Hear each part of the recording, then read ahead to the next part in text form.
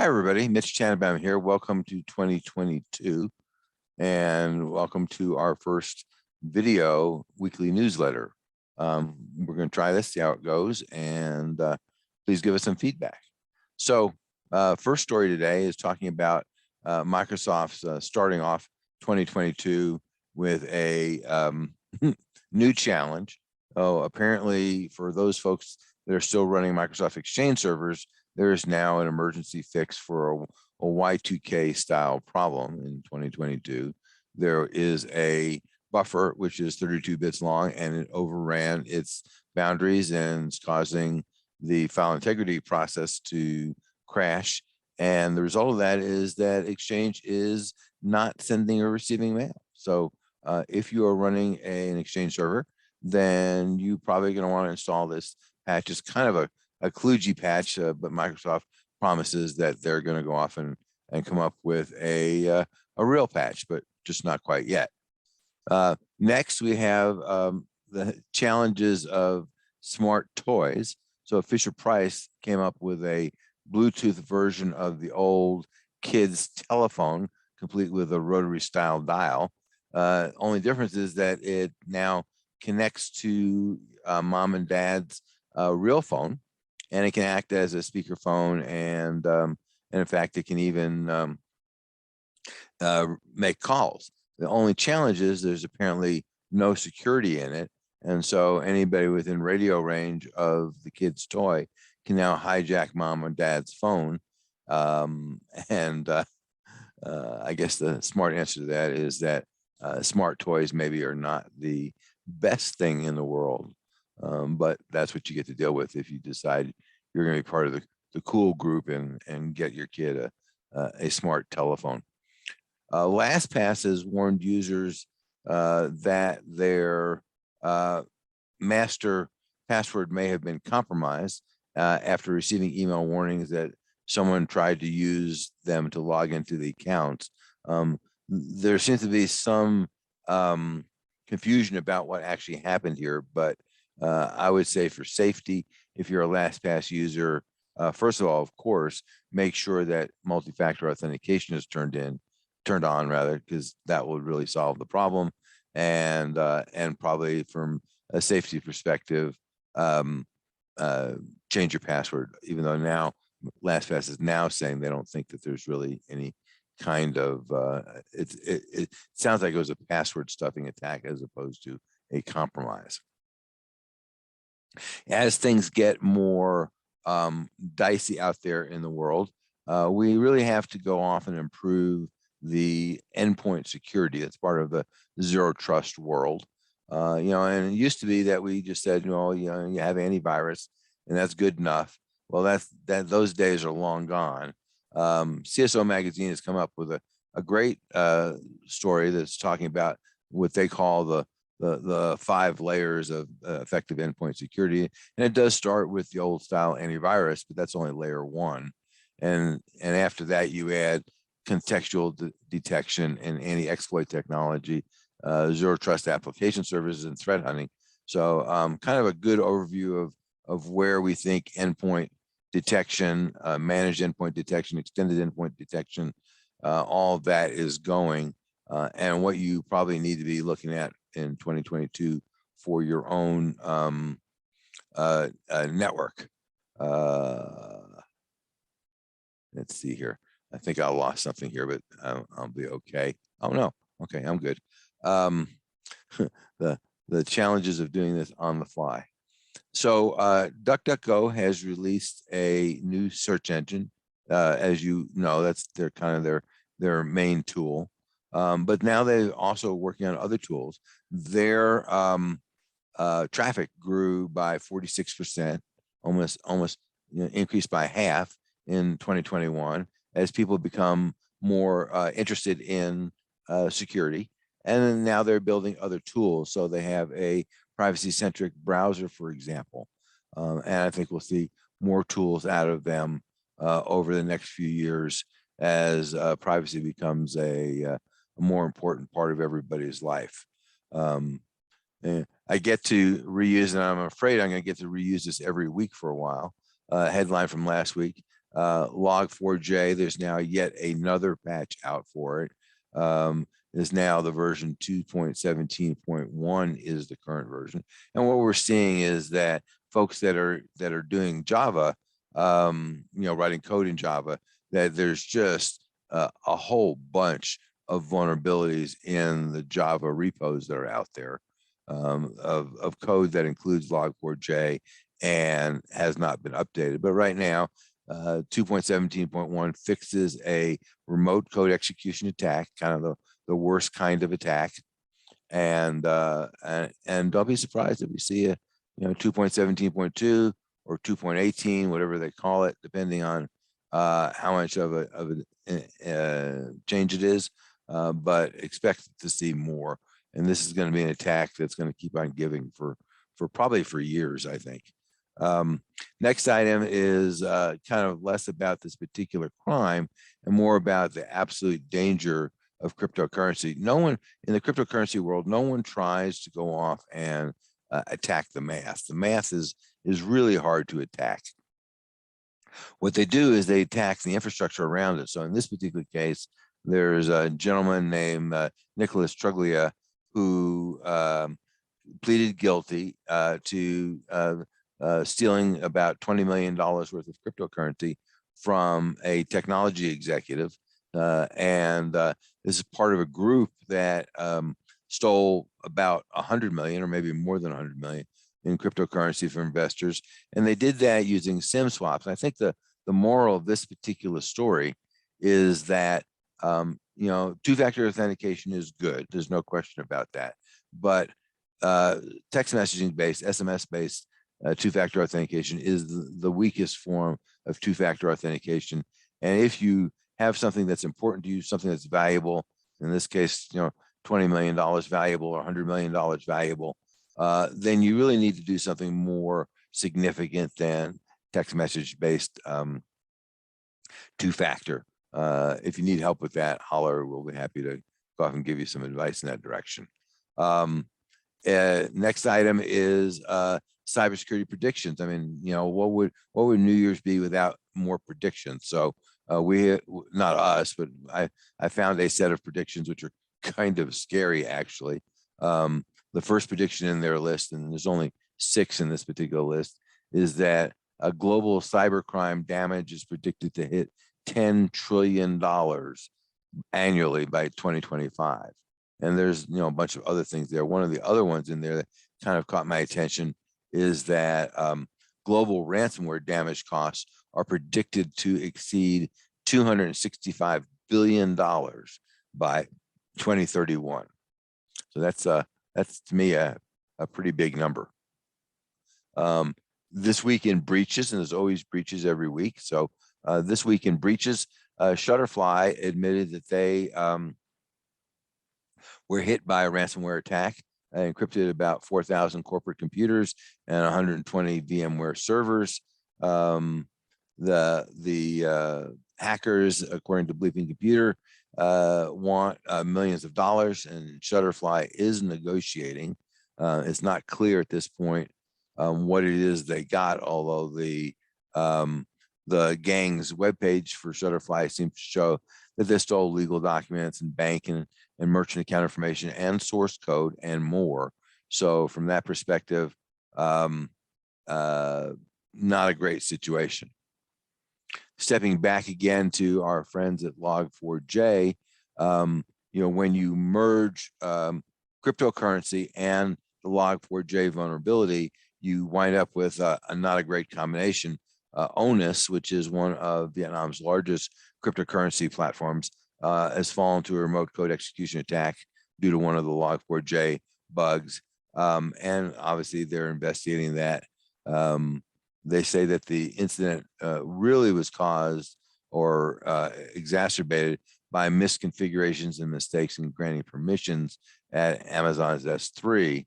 And obviously, the hackers are moving very, very quickly here to exploit Log4j, and apparently way faster than businesses are able to install the Log4j patch of the day. Remember, we've gone from 2.14 to 2.15 to 2.16 to 2.17 to 2.17.1 in a period of less than 2 weeks. So that's a real challenge, and I think we're going to see more of this as the hackers realize that businesses are just not going to be able to keep up. Next item is Senator Loomis from Wyoming says that she plans to introduce a comprehensive cryptocurrency regulation legislation in early 2022. I salute her attempt at trying to rein in the wild, wild west of cryptocurrency, but I think it may be a losing battle. And really the biggest challenge here is going to be what happens as cryptocurrency becomes decentralized. And, when there are a handful of cryptocurrency exchanges, then that becomes fairly easy to go deal with. But when we're talking about 7 billion people, each of which can decentralize in a decentralized fashion, go off and exchange cryptocurrency with each other, then I think that trying to figure out how to regulate that is going to be a losing battle. I don't know. Maybe she'll be lucky and figure out something magical. I think it's really probably a hopeless battle. So we shall see. Next, we're talking about why common sense is not so common on the internet. Apparently, mom and her young daughter were exercising. They were doing some warm-ups, and the daughter asked Alexa for advice to do something, a warm-up exercise that was more difficult. And Alexa came up with this wonderful challenge. The challenge was to plug a phone charger about halfway into a wall outlet and then touch a penny to the exposed prongs. Well, needless to say, that probably would not be a great outcome. Good news is that, and Alexa gave her 20 minutes to do this challenge, to complete the challenge. Somewhere's in there, common sense prevailed, and the poor little girl was not electrocuted. So that's the good news story of today. Amazon has said they're going to go fix Alexa. That's probably a really smart idea. But we've seen this in other cases where people just trust the internet because clearly if it's on the internet, it must be right, and bad things happen. So words of the wise: teach your kids. Don't necessarily trust what they hear on the internet, and apparently certainly don't trust what you hear from Alexa. This one's probably a more serious story. We're talking about what happens when your employees leave. They're in 2021, there began what has been affectionately referred to as the Great Resignation, where millions of people were resigning. We set new monthly records for 3 different months this year for people resigning. And it's not that they're leaving the workforce, they're just finding different and hopefully more rewarding jobs. And so, and in fact, in September, over 4 million people quit their jobs. But the issue is, what happens to the intellectual property, the customer data, the partner information, financial information, anything like that these employees have access to.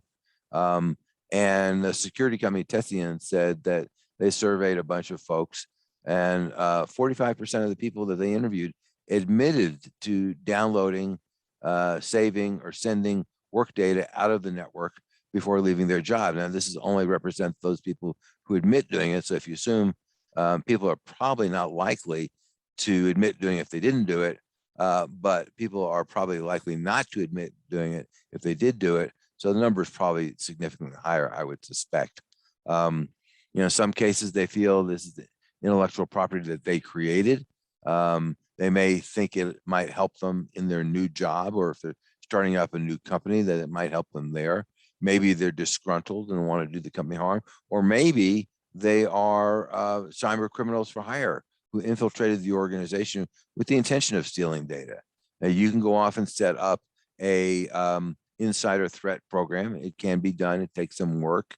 You can't. One thing you can't do if you want to do this is wait until the employees have left to go off and look to see what they took, because at that point it's probably too late to figure it out. the article in the blog talks about some suggestions about how to get started with that. It's not easy, but it can be done. And last is the news roundup for December 31st. We have a few stories here. There was a hospital in West Virginia that was hacked back in May, and they're just now telling us about that. It's a bit long. It probably breaks every state privacy law, and in case since they're a hospital, it also breaks the HIPAA regulation. So I'm sure they're going to get whacked in a number of different ways. And in that particular attack, that was a contractor. One more time, third-party risk management comes into play. You know, this is a hospital that's going to get whacked because of something that one of their vendors did or did not do. You know, we've always said as part of our secure software development framework that you really got to come up with a security plan for code that you download from these internet-based repositories. And one study now just reported that, you know, thousands and thousands of packages inside of one major Java code repository is riddled with hidden Log4j bugs. So don't assume that just because you patched it or you know about it, that the packages that you download from these various code repositories are in fact secure or bug-free or updated. You know, we reported last week or the week before about the Kronos ransomware attack. Kronos is a company that started out with making timekeeping software, and now they kind of have a full-fledged HR package. What we're seeing is a couple of weeks into this attack, they still have not recovered from it. And you know, for organizations that depend on Kronos for timekeeping or their broader HR solution, they may or may not have a way to pay their employees. You know, what we're saying is you need to make sure that, you know, if you've outsourced something like that, like pay, you know, that you have a backup solution in case the system goes down. And one of the challenges is, you know, if all the data lives in this particular case, Kronos's cloud, and you no longer have access to that cloud because that cloud was hit by ransomware, then you better have a way to get that data prior to the attack. So, you know, word to the wise, there's lots of ways to do this. Work with that vendor, or those vendors, for any critical system where you don't have a backup copy of the data. An interesting story comes from North Korea. Apparently the hackers there, which we know, you know, they've stolen billions of dollars of cryptocurrency. Yes, they're cashing in some of that to you know, pay for food and other things like that. But part of it they're saving as an investment. You know, if you think about this, cryptocurrency, Bitcoin, let's just say, for example, Bitcoin, let's say you stole one coin in 2015, that was worth about, I don't know, $300 maybe. That same one coin in 2017 was worth maybe about $1,000. In 2019, that same coin was worth about $4,000, and now that same coin is worth about $50,000.